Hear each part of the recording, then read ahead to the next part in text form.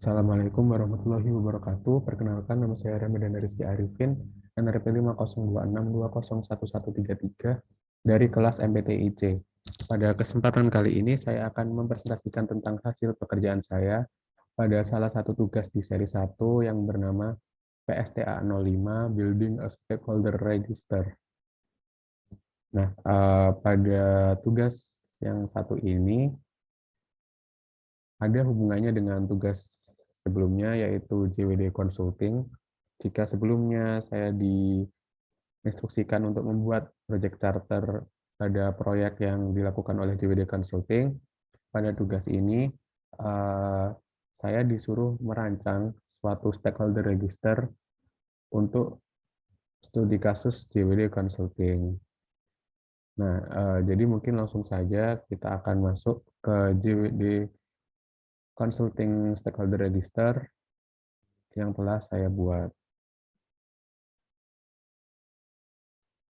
Oke, jadi mungkin sebelum saya mulai, di sini dari informasi yang telah diberikan sebenarnya hanya ada 2 stakeholder yang terlampir, yakni Joko Prakoso dan Gendis Permata. Nah, namun pada instruksi dari tugas ini,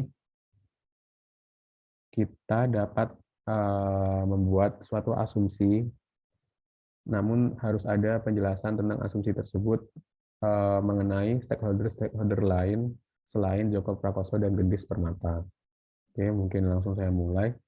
Untuk stakeholder pertama di sini adalah Joko Prakoso dengan posisi sebagai CEO, peran sponsor, bagian internal, kontaknya jokoprakoso@gmail.com, dan penjelasannya yaitu menjadi penginisiasi proyek serta memimpin perusahaan.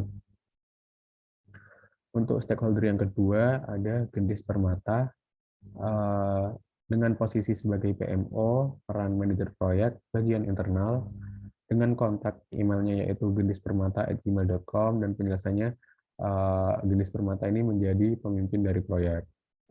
Nah, untuk selanjutnya saya mengasumsikan ada 4 posisi dan 4 orang yang menjadi anggota dari JWD Consulting ini.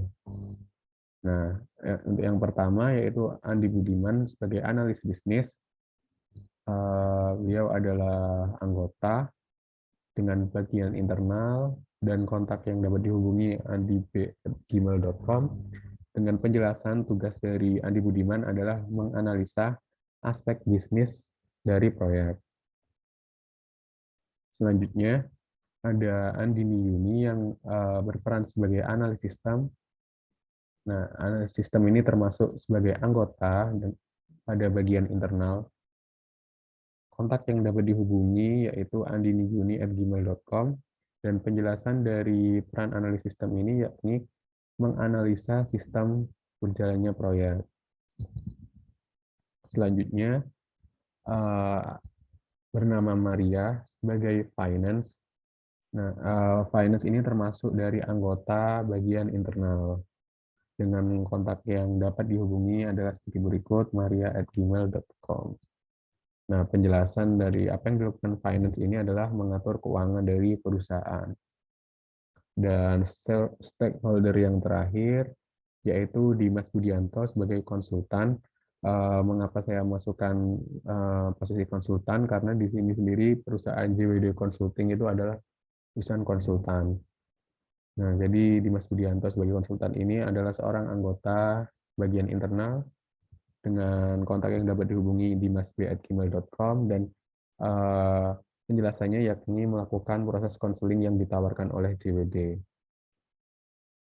Nah, mungkin sekian yang dapat saya sampaikan dari stakeholder register dari JWD Consulting ini.